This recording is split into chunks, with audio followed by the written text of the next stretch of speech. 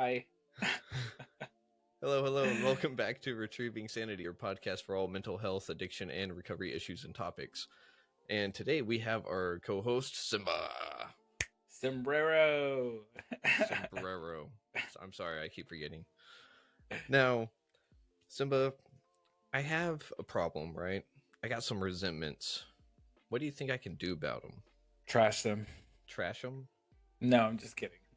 Honestly, it depends what kind of resentments, Like how deep rooted is it? Or is it really like a resentment towards like the surface level, what the situation is, or is it like a resentment you've been holding on from childhood?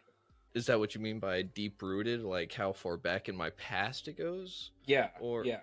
okay, so let's just say I got some that are surface level that are like I stubbed my toe. I hate this coffee table. And then I've got some that's like I wasn't loved as I wanted to be, and I just carry that pain with me every now and then. And then I latch onto something or someone, and the next thing I know, I just rip their head off because why not? It happened to me, right? Because they didn't I'm love you just the way you wanted him, no, or no. It's because I'm justified.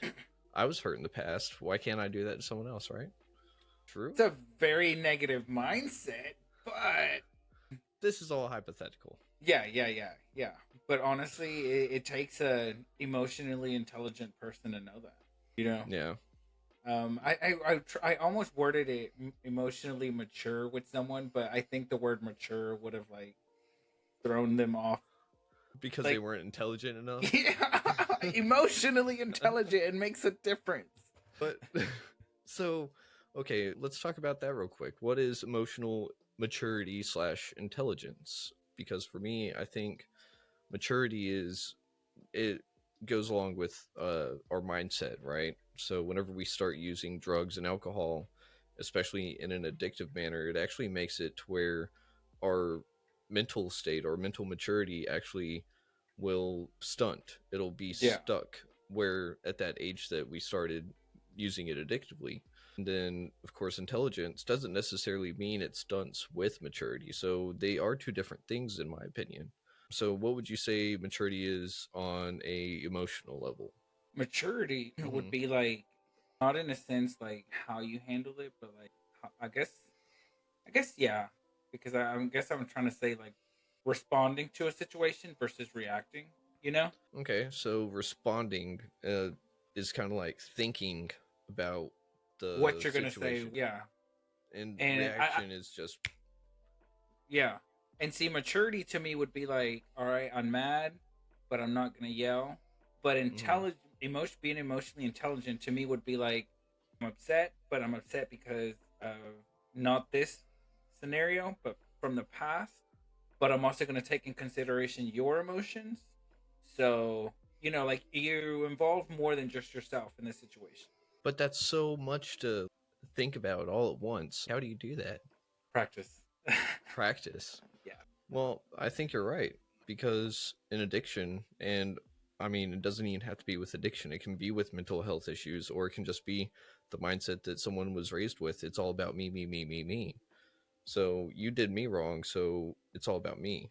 But like you said, taking into consideration someone else's viewpoint and their backstory. Maybe someone yelled at me one day, and really what happened was they were just having a bad day because their wife just filed for a divorce. Their dog just got ran over in the same day. And then 2 days before that, grandma died. Damn. Like, yeah, I mean, but that kind of thing happens, right? And so people blow up at those kind of situations. But I if I guess get mad at, go ahead. yeah, I guess another sign because I was just when you were saying all that, I was like, but you don't always know what the other party's been through. Mm-hmm. Like you don't know that grandma died, you don't know that their wife, you just know their whatever scenario it is, you know their reaction. You just don't know why they reacted like that. But I think emotion or being intelligent in your own emotions is knowing that there's something else underneath what they're reacting from. You know? Yeah, so it'd be like, say, someone disrespected me, but it wasn't very much in a direct manner, but it reminded me of something that happened in the past, and I never really let go of that. Say someone didn't hold open a door for me, And last time someone did that years ago, it hit me in my big nose and it broke it, right? So now I'm mad at that person in the past, but now this happened in the future. Well, it happened in the present, and I'm mad at this person that just didn't hold the door open for me.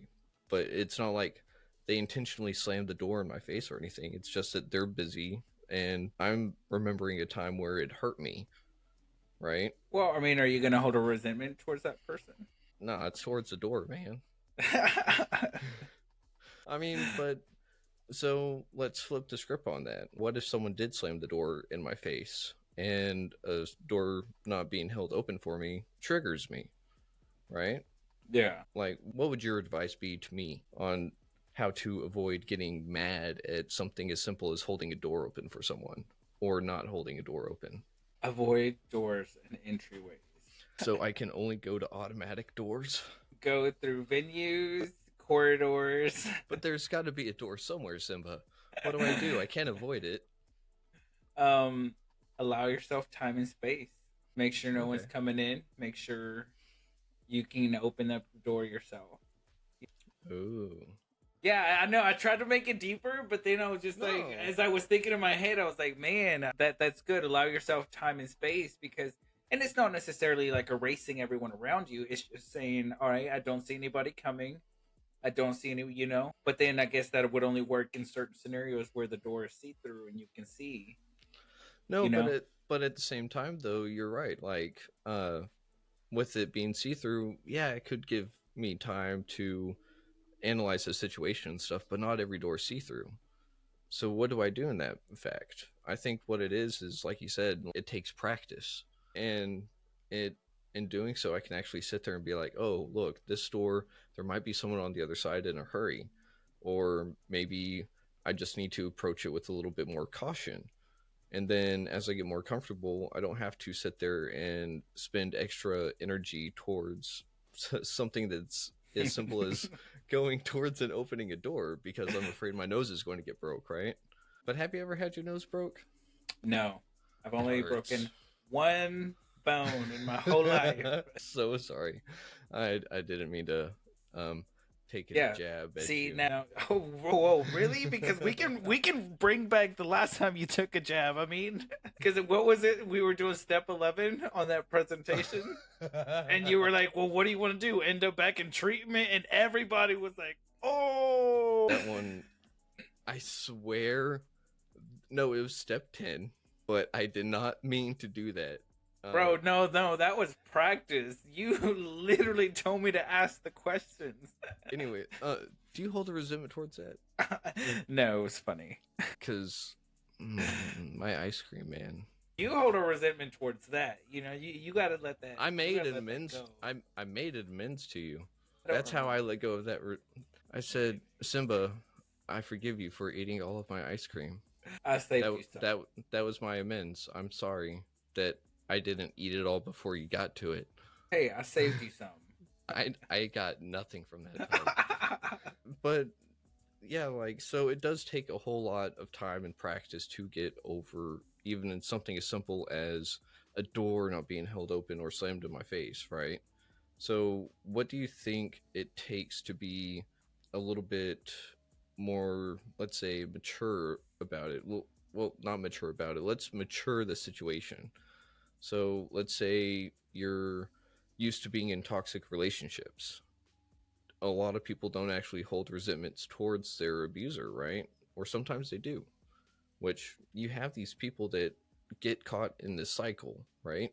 And it's kind of because they're holding resentments towards someone or something or themselves and they can't let it go. How does one become emotionally intelligent and mature enough to break that cycle? So, because of recovery, I always see and I will always see my part, you know? And Okay. I find that when I hold a resentment towards a person, place, or situation, it's because I haven't fully accepted my part or I haven't fully seen that I played a part in it. Like Okay. even the broken finger. Of Okay. course, it was a situation where I thought I underestimated the strength of a dog, You and shouldn't do that. No, no, especially when they're running full force at me. Mm-hmm. So my part in it was I underestimated that. I tried to lasso a running dog, and I got the dog, but he got me too.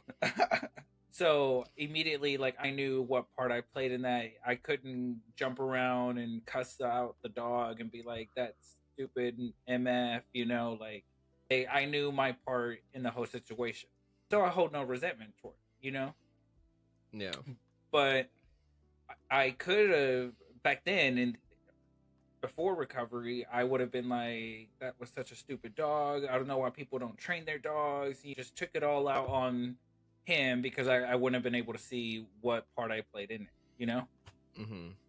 And I think I had to get to a mature, emotionally mature person just to see, to instantly know, you know, Mm-hmm. not have to go through someone explaining to me, well, maybe you shouldn't have done this, you shouldn't have done that. You immediately, literally, the second I heard the snap and the pop, I was like, I should have just let him run.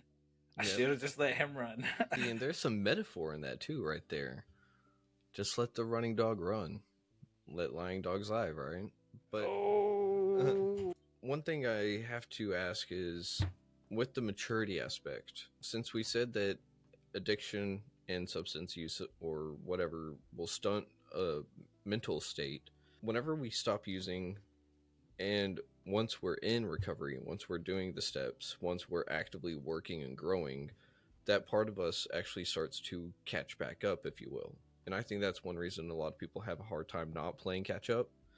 But the thing is, what signs do you notice whenever you're starting to mature so you can actually act accordingly, so you can respond more instead of react more, or become more intelligent through your maturity?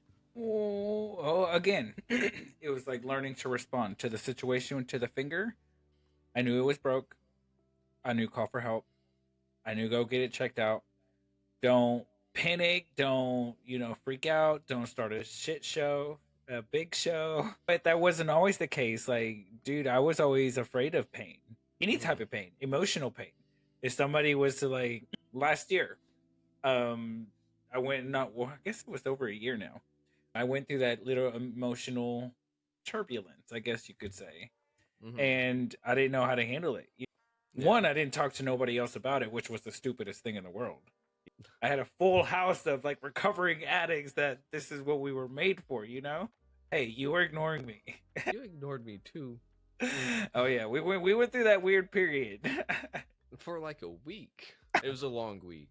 But now I know how to, even when I'm walking into that door, when I know that there's a door I can't see through, I Mm-hmm. know that it's a door. I know that I know the risk that I'm running. Someone could be opening it in a rush, in a hurry, but I need to get to the other side. So Mm-hmm. I need to take my chances with as much precaution as I can. And if someone does hit me, it's because I was willing to risk going in. Ooh, You know? that that's some good stuff. But one of the things that you said, I think, can be taken into that overdone aspect, and that's taking precaution.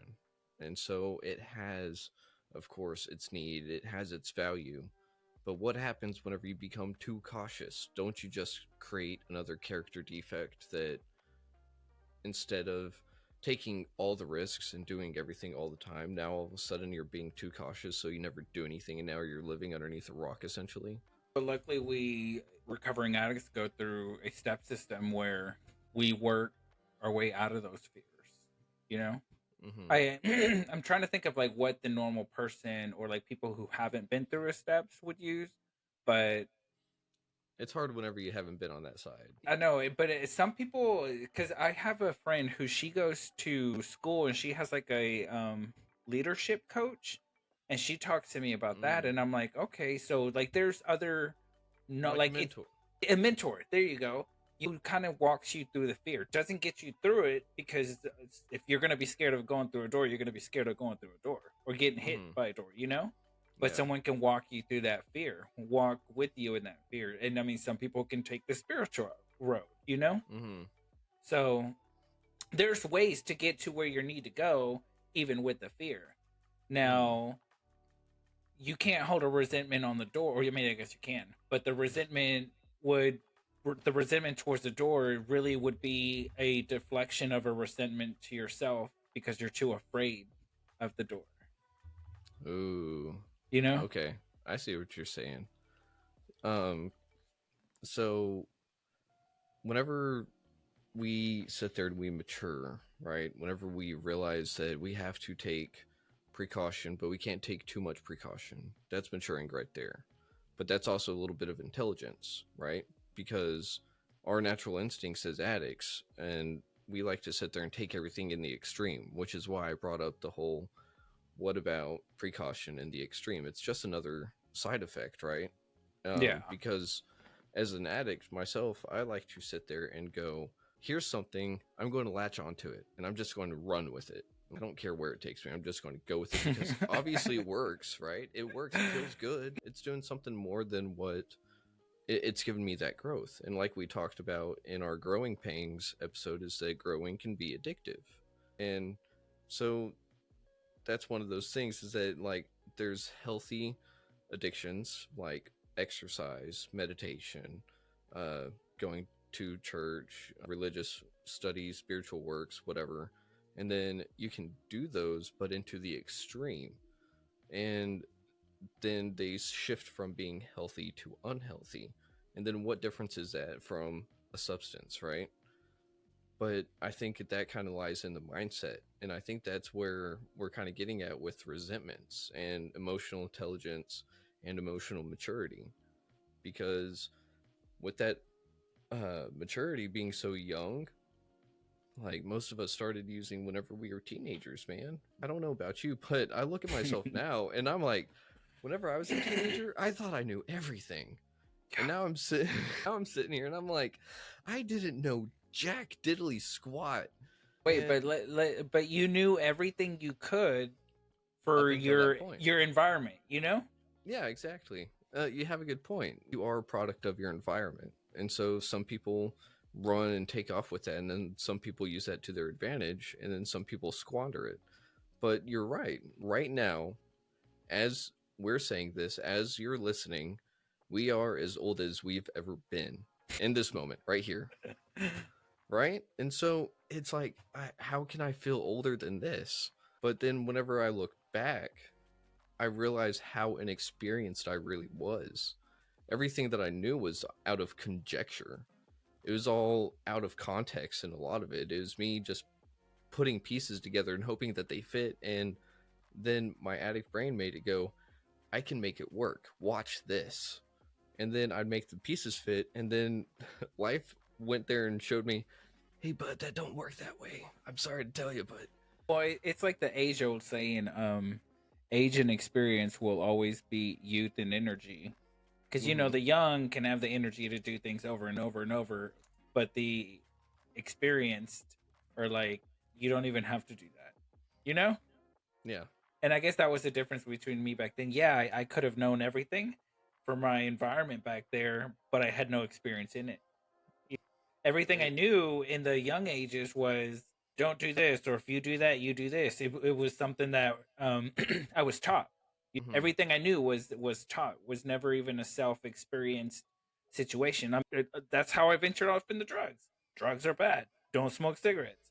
Then I smoke a cigarette, and I'm like, this is it. And then it turned to marijuana. This is it. Then it turned to drugs. This is it. And then years down the experience train, oh, so they are bad. Nicotine gateway drug.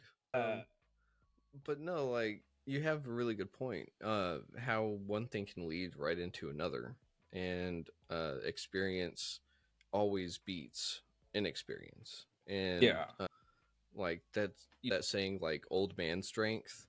It's not necessarily just physical strength, but the older guy knows how to use his body more than the younger guy, and so he knows the physical leverages and stuff as opposed to a younger guy that's running off of sheer force from one joint versus four, you know. yeah, And I think that's one of those things that's really hard to get a grasp on because it works for us in the moment, but then once we start sitting there and finding out like why am I not doing as good as I could, or why am I not doing as well as the other people that seem to be doing the same thing as I am. So that kind of leads me back into the whole fish and the aquarium thing, right? After enough experience, you become the big fish, right? And then you start being the boss. And I think emotional maturity is knowing it's time to leap out of that aquarium and go to another one. But Yeah, that's the thing too. It's and scary. also I guess being humble in that aspect is always knowing that there could still be a bigger fish than you In you know, or around you. around you. I think both. Like, well, I was as soon as you said that, I was like, wait, no, you're right, because like you could always, I guess like I try not to tell myself why because I've read this book on how you rewire your own mind, and Mm-hmm. instead of telling yourself like why am I not where as good as I'm supposed to be, but just tell yourself, oh, I can do better. You Yeah. know, it's almost like challenging yourself to do better versus punishing yourself for not doing this what as best as you thought you should have been by now. Mm-hmm. You know? Yeah. Um, and so one thing that I have to say, taking that leap of maturity and intelligence is also scary because it's one of those things that without the experience you don't know, right? So Well, we're kind of go and ahead. think about it. You're now jumping into the old man who was telling you how to do something. Oh, You know, and yeah. it's probably much lonelier being the person, the teacher, because the students all know better and there's a bunch of them, but then you're Mm-hmm. jumping into like, oh, now I'm experienced and I can help someone else, but I didn't, I sure as hell didn't listen, you know. Mm-hmm. And So I think that kind of goes with like becoming the first friend in a circle to get sober. Because like, in a circle of friends, no one's wanting to get sober because no one's willing to take that first step, right? you know, And I've been looking, I've been seeing a lot of things about sobriety in on the Facebook or just social media, and it's how getting everyone, there. but I kind of hope it doesn't send the wrong message, because a lot of Mm-hmm. people post sobriety or recovery is the cool thing now, and I'm like, it's not the It's cool thing. cool. Like Yeah. it's for some people it was the life changer, it was the lifesaver. It wasn't the Mm-hmm. cool thing. There wasn't cool kids at a table. There was just a level of like, I don't want to live like this anymore, you know. Mm-hmm. Yeah, And it's a great lifestyle. You meet a lot of cool people. It's awesome. But I personally don't agree with the term it's the cool thing to do, because the cool thing is just a trend. I don't mm-hmm. want recovery to be a trend where everyone's just jumping in it because they want to again be like everybody else around Yeah. And you have a good point because all the cool kids are doing it, right? them. Just Yeah. because it's cool doesn't mean it's the right thing. So let's throw that into the maturity aspect. Instead of it being the cool thing, why not it be the respectful thing to do for yourself, for those around you, for those you've hurt in your addiction? Because, I mean, that's cool in itself. I don't know about you, but respecting myself is a pretty cool thing for me to do, especially nowadays, because I used to not respect myself. And I think anyone that was in active addiction can say the same thing. I'm sorry, but what I was doing was active suicide, and I kept sucking at it somehow. Yeah. Like it was kind of a superpower, but I don't know, maybe. Yeah, I mean, well, just even like loving yourself like that, Ooh, yeah. that is the hardest thing to do. There was where she has a song that says, there's many different ways that you can kill the one you love. The slowest one is never loving them enough. And I always take her songs into reflection mode, and so I'm Mm-hmm. like, dang, the slowest way is never loving them enough.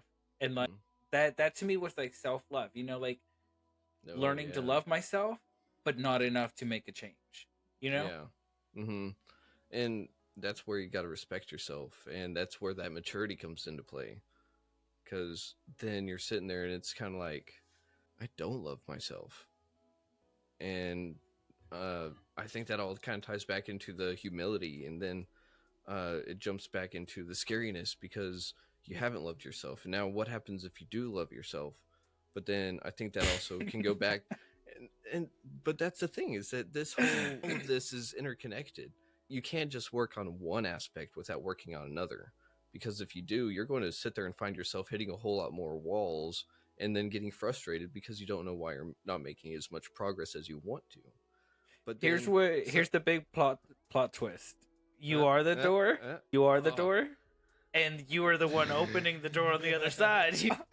I was about to say it goes all the way back to a resentment. But you're right. I am the door that hit me in the nose. I am the guy that opened the door too fast and hit myself in the nose. And it's just one thing after another. But I think that kind of leads me into the whole one of the things that I can say about sobriety and recovery is that it's taught me to be grateful. I think that really helps.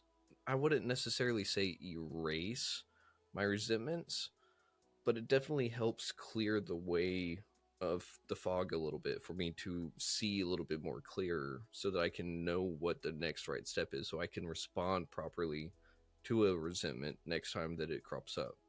Does that make Yeah, sense? yeah. So, what is gratitude to you? How do you recognize it? What do you do to show it, if you show it?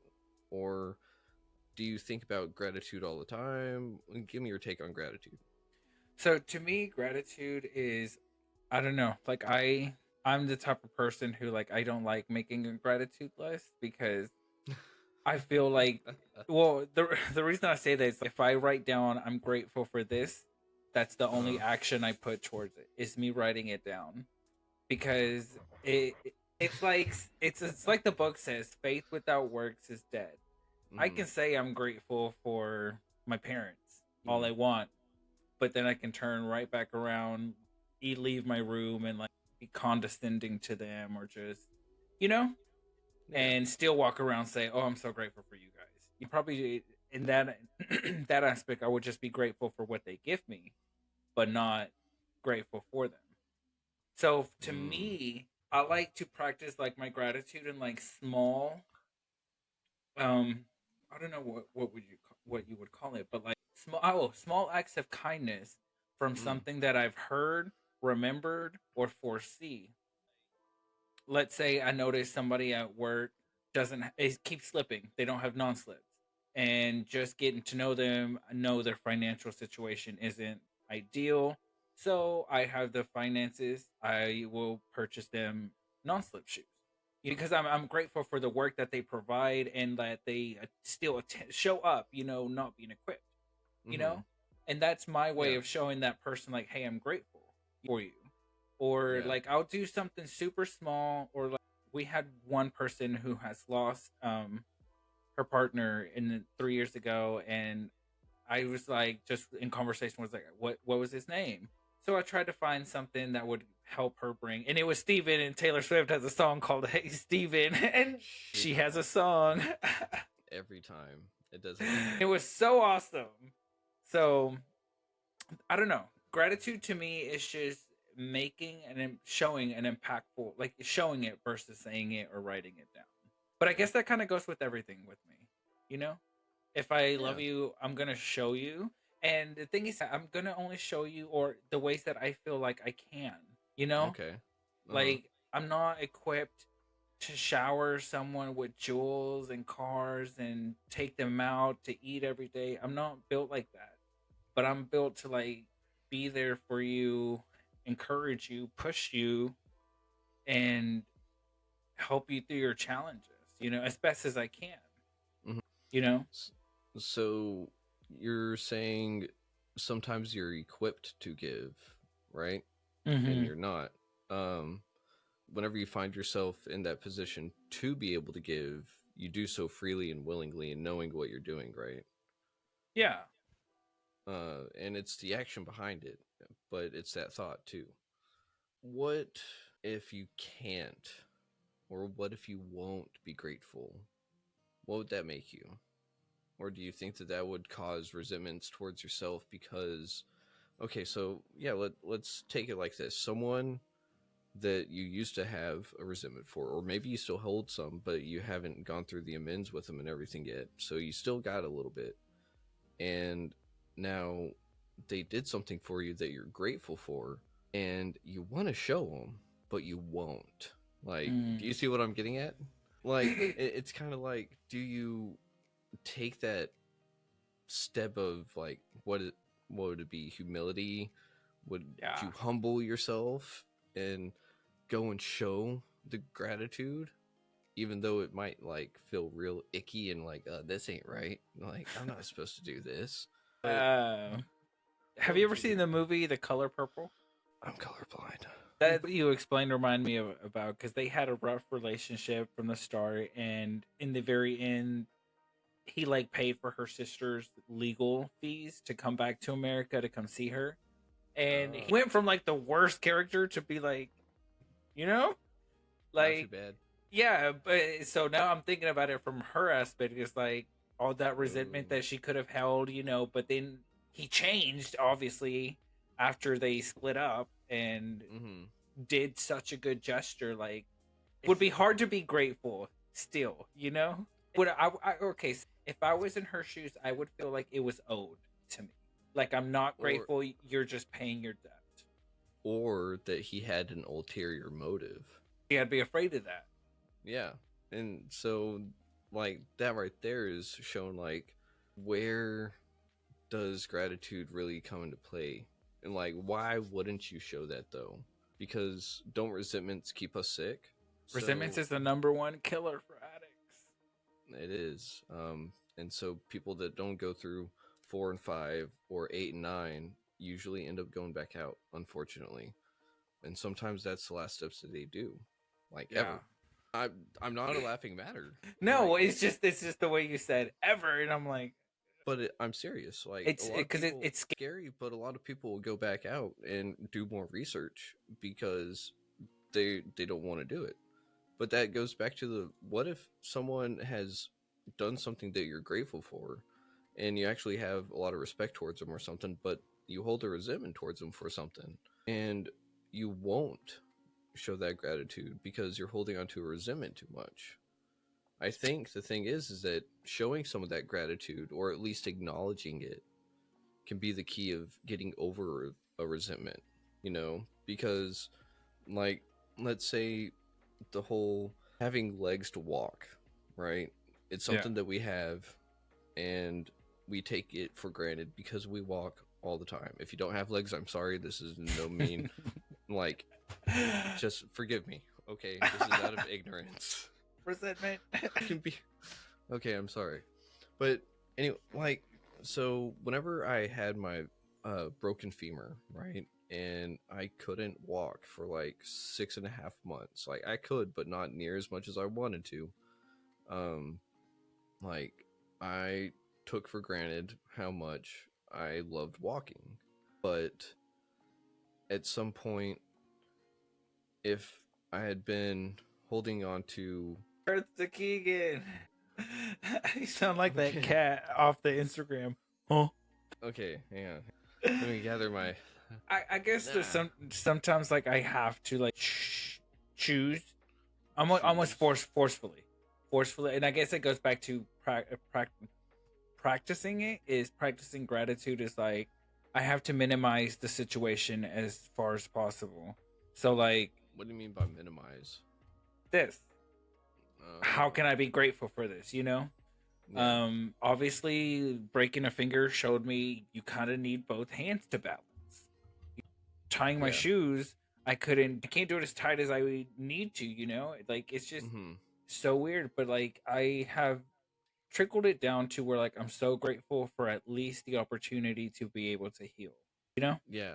Which in Okay. Yeah. turn is actually a really big thing, but like right Yeah. now I'm just at least grateful that I'm have a chance for it to heal, that it was a clean Mm-hmm. break, it was good. Yeah. And thank you. You got me back on track. And the that's the thing is that I was taking for granted my legs and being able to walk. That had I held on to the resentment of something happening to me in the past, if I didn't start showing gratitude towards something that I've always had, and now I can see a different angle of it, right? I have a new experience. I have some more emotional maturity and intelligence to go like, man, this really sucks. But at the same time, it helped me change of perspective once I was able to start walking again. But I think showing some of that gratitude is learning how to walk again. It's funny. bring up my leg though, because that was one of the things that like put me in a really dark space for a very long time, because I didn't know if I was going to be able to walk normally again. And now you look at me and you would never guess that I have a rod in my femur. But I don't that's know. You because do walk funny. I also have a bunion in that same foot. So shut up. Anyways, but anyways, uh, but I did have to actually sit there and force myself to walk again. And so, like you were saying, forcing yourself with that gratitude, it's not easy, but it's one of those things that we, I think we can also be grateful for a lot of things, and we don't even recognize that we are grateful. And so, like you said, we have to force ourselves. Um, so why don't you name a few things that you're grateful for? Healing. One. I'm grateful for, and it's gonna be weird, and it's gonna be kind of dark, but like I'm grateful, and I think I've mentioned it before. Is honestly my dad passing because of the way the situation is. He was ill. His life would have been taken a dramatic change if he would have made it through cancer. It would have affected the rest of his life, Mm-hmm. and just he was like the anchor for like the whole family. Yeah. He was the reason I saw my siblings. He was the reason I was alive, and I'm sure that that's a lot of weight on one person. So it had like multiple things that like kind of benefited or were you guess however you chose to see it. But in the end, he was a good father. He was a good supporter, and he really showed us a good example of what it was like to change your life. Mm-hmm. So I was grateful for that because in turn, I was free of having to prove myself to him. I Mm-hmm. was free of like, I don't have to, even in recovery, I'm not doing it to prove to my dad that I can make something out of myself. I'm just having to do it. I just have to be something other Mm-hmm. than be it for him. Yeah. So that's one of those things where like I'm grateful for the way that it happened too. Because had it been how some people experience death, where it's just a phone call, oh hey, your dad died. Where it's not one of the things where you got to say goodbye, you got to know the day. And I think that's one of those really hard things too, is to be grateful for someone passing. Um, because I mean, especially in such a way. But I think you were lucky and blessed enough to be able to go about it the way that you and your family did, if that makes sense. So, like you said, Yeah. everything makes sense. But I know a lot of people that hear like you're grateful that your dad passed are probably going to be like, "Did he beat you?" And if you are hearing this, just go back and listen a couple of episodes, and you'll understand what we're talking about. But I mean, I'm grateful for a lot of things too, and honestly, I think one of them is like almost any other addict will say that if they're in recovery is I'm grateful for my addiction, but I'm also grateful that my liver failed on me, because if it wasn't for that, I'd be dead. And not only that, but I may not be dead, but I damn wish I was, or I didn't. I wish I would have wished that I was dead at this point. If it had been 2.5 years ago, caught up to now without recovery, I'd still be in that same miserable boat. And my liver failing on me was really the keystone. It was the Kickstarter for me getting help. And it's funny because I went to go get a medical detox to get off of alcohol and everything, right? And that's whenever my liver failed. That's whenever my body was like, and you're done. But I mean, that's really what happened. And it happened because I was abusing alcohol for so long that I can probably count on my hands and toes how many times I was actually like really sober for a good amount of time. And 10 years. That's not a lot. And like, so once I went to get that medical detox, my body just ran out of all the alcohol. And that's why hospitals actually have beer on hand to help people that are going through alcohol detox. But they just found me seizing on the floor. And if it wasn't for that, I would not be where I am right now. So it led me to the darkest time in my life. It got me to death and back, and it's helped me get to the other side in both senses. And it really makes me sit there and say, every time I take a breath, I can be a little bit more grateful. But like with my leg, I'm grateful that I can walk. With your finger, I'm grateful that you can heal. I'm glad that we can heal. I'm grateful that we can actually sit here and have these kind of discussions, because I know that for me, they help. For you, I don't know. But I think they help other people that we may never even know. And I think there's a beauty in that too. I think what we both kind of zeroed in is like being grateful for the hardships. Because it's super easy Yes. to be grateful Mm-hmm. for the sunny days and the good friends and the easier things to see out of life that are super Mm-hmm. easy to be grateful. But it took some grit to be grateful to have my dad pass the way he did. Mm-hmm. It took a lot of it, even till this year, to be grateful for even losing my partner to addiction. These things aren't things that you normally see on your gratitude list. Imagine seeing that on group. I'm so grateful my dad died. But I think it shows a that you see that, or that we both can see life in a different angle, Mm-hmm. which is good because honestly, that's what it kind of took to remain in recovery. And again, it brings us back to the emotional maturity and intelligence.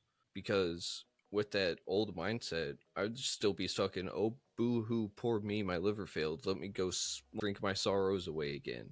But I had a little bit of a epiphany moment, if you will, and was like, oh, I need to change. Just like you had your moment whenever your father passed and you were able to come to terms with it. Yeah. And like you said, it's not easy. It is the hardships that really make us, but they also break us too. I'm not going to lie. Like those hardships, we make it sound like they were handy dandy, but really, no, they sucked. I'm not going to lie. Every bit of it sucked. But I can look back and I can be grateful that it actually happened, because without it, I wouldn't be here today. Yeah. So we have hit a little bit of something, Simba. We got a list. I, We got a list, man. Can you believe it? And guess what it is? groceries. That's tomorrow, dude. What is it? It's a gratitude list from our listeners. Let's read it out. All right. So, the first person is a Kim R. She said, grateful for you and you, Keegan and Simba, for doing this podcast. Can't even imagine the amount of time it takes to air one episode. I truly believe that this will help many people in different ways. Not to mention, I love y'all hearing y'all's voices, laughter, and silly antics. I don't know what she's talking about. Y'all bring a smile to my face. Oh, and my bed. I love laying in my bed with the window open a little and a cool breeze coming through, Yeah. preferably with some rain. And I'm grateful for clouds. Clouds make me happy. Thank you, Kim Reed. Wow, way to put her on blast. Sorry, I don't think she'd be mad. um, And so, right there, I want to say that she did do something with adding a little bit of addition of a gratitude. I'm grateful with this, and because of this. And I think right. that's what we need to do. You got one, right? Do you want me to read on next? Yeah. So next we got Jose C. I guess I get the Hispanics. I didn't plan it this way, I swear. They just came in this order. We have a list of I'm grateful for peace and serenity in my life, my wonderful career, that's a big one, Mm. my family and friends, my sponsor and my sponsees, my brothers at OH, Oxford House, McCullen, and most importantly, a life free from alcohol. Oh, that's a big one. And I'm currently in that Oxford house. I feel attacked. I'm on blast. I really feel that last one, those last two, actually, that whole list. Yeah. Because, I mean, I wouldn't have it without sobriety and recovery. So, I Yeah, mean, well, and okay, so for the recovering addict, it's so it's so nice to see that people can go back to being grateful for a life without substance use, because back then when you had those days without the substance, they couldn't weren't great. imagine. Yeah. No, They were couldn't eat. nothing to be grateful for. Couldn't even imagine what it was like without it for another 24 hours. That sucked. Don K says, I'm grateful for family, close friends, and my dog. Oh, and smiles. Lots of smiles. We got a JS who is thank you creator for clean laundry. That's a Yeah. big one. That is a big one. Juicy clementines. Those are the little oranges, the like kid oranges. Calls with recovery BFF. My son's hugs, laughs. Thank you, creator, for both of my sponsees, AA and Al Anon. The wisdom that they freely share with me, that my AA sponsor picked up the phone for me tonight. It was needed. I remember those nights. Good recovery meetings. The reminder that even though depression is kicking my ass, I still have value. Keep in there, JS, Yeah, because, and yeah. see that's to me would be like a emotionally intelligence. You know, Hmm. like yeah, your depression is kicking your ass, but you still have value.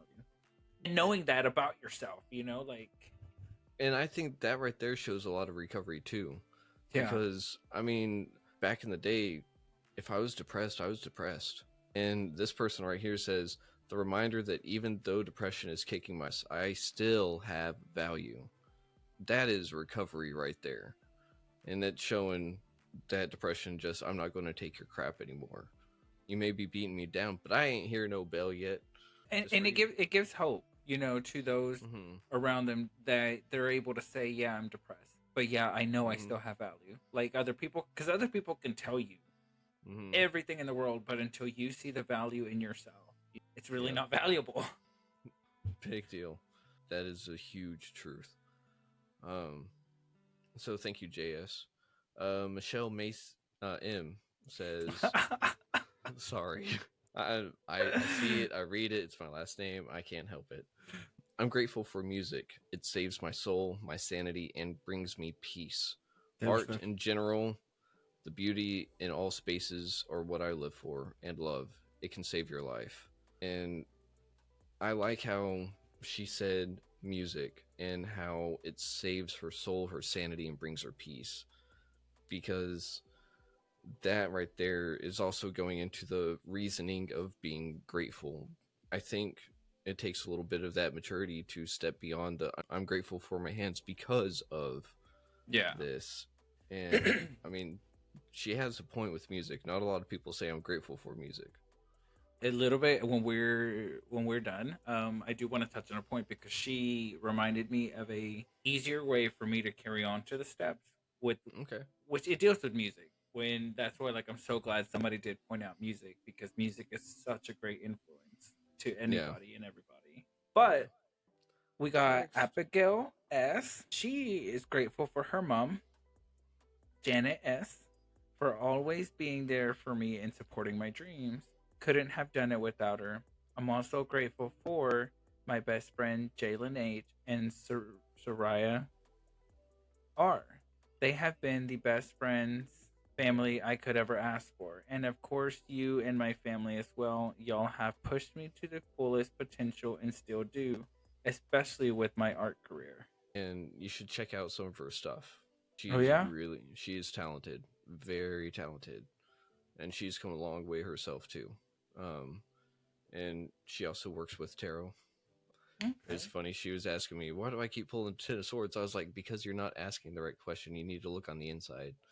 Ooh. And then she got it right away. I was like, but anyways, Linda S. Warm showers on cold mornings, coffee. That first cup of Joe with creamer jumpstarts my morning. I think we can all appreciate that. And also, after being in addiction for 10 years, I got to say that first cup of coffee in the morning and being able to enjoy it, oof. And then watching it with the sunrise, oh, I love doing Yeah. that. Let's see. All right, next one. Now we got Janet S., who says, I am grateful for my daughters. Abigail S. She keeps me grounded when I am unwell and lifts my spirits when I am sad. I am grateful for my family that loves and supports me no matter what. I am also grateful for my job and work team. It makes life better and easier when work is not a major hassle. And I can't forget the good cup or two of coffee with homemade soft top. Oh. I think people just love their coffee.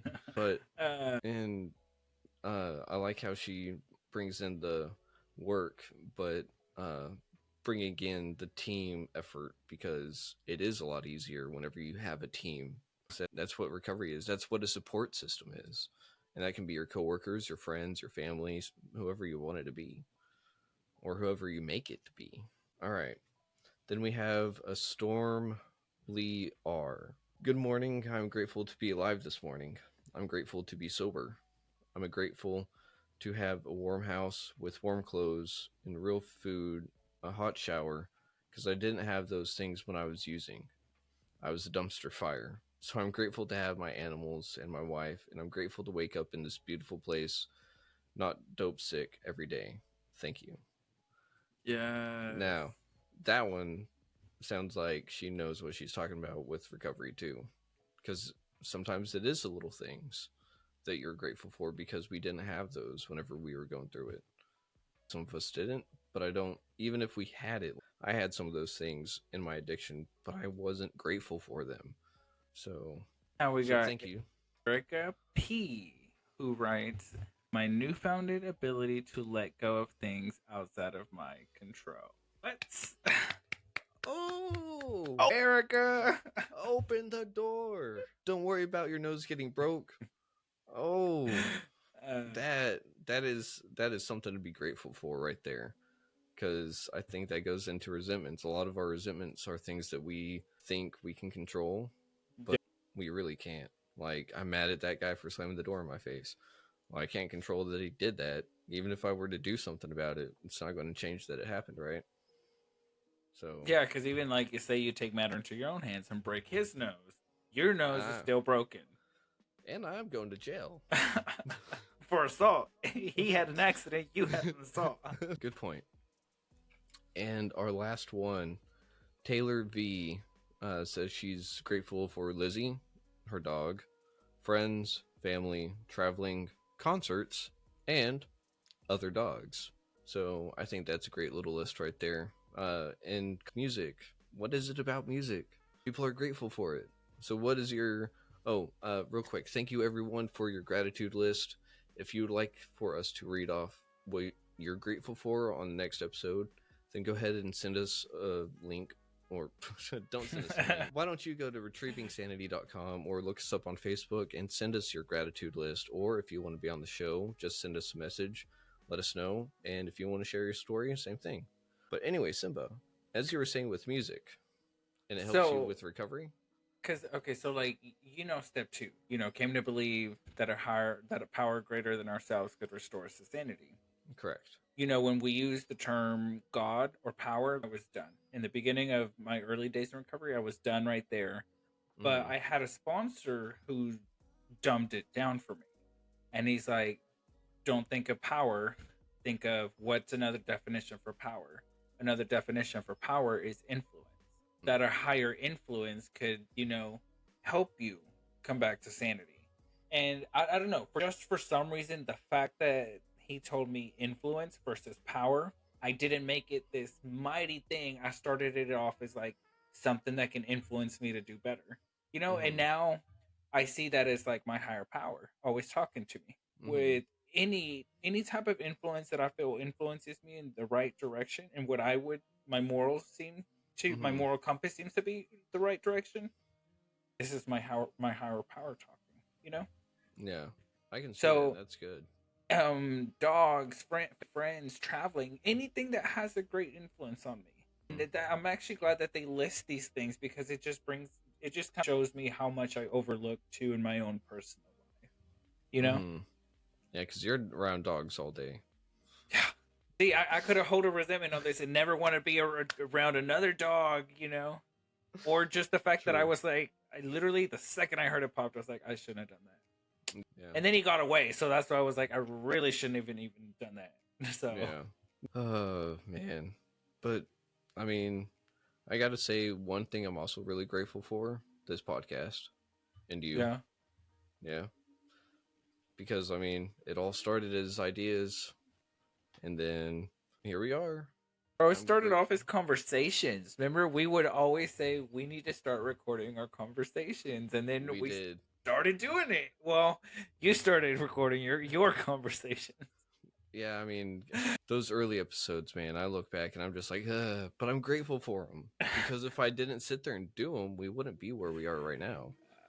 So it's kind of like looking back at old high school pictures or middle school, and I'm just like, well, actually, not too much. Emo never dies.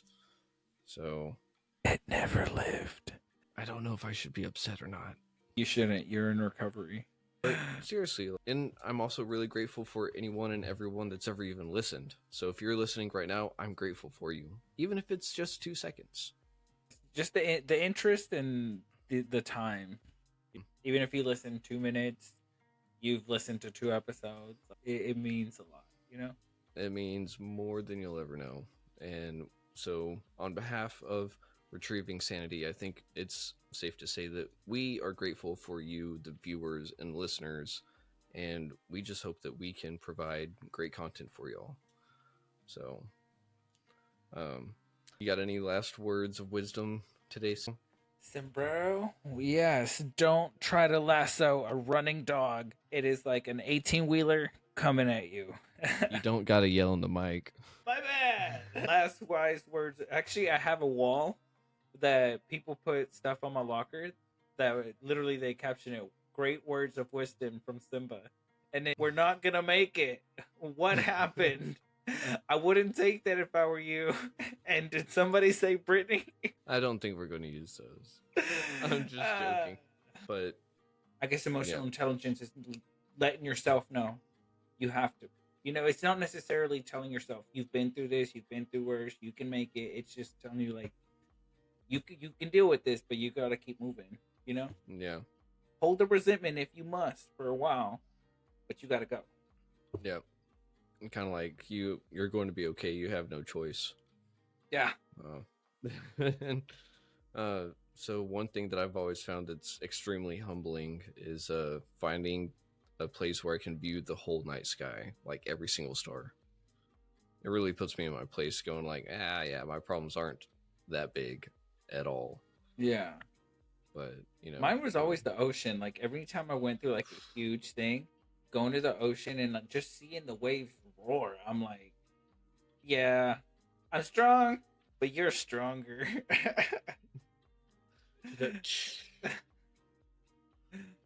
uh, I want to say thank you again for listening on WDJY FM. And also, again, check us out on retrievingsanity.com. Check us out on Facebook, Instagram, and just come along for the journey that is Retrieving Sanity. So, until we see you next time, Shalom. bye.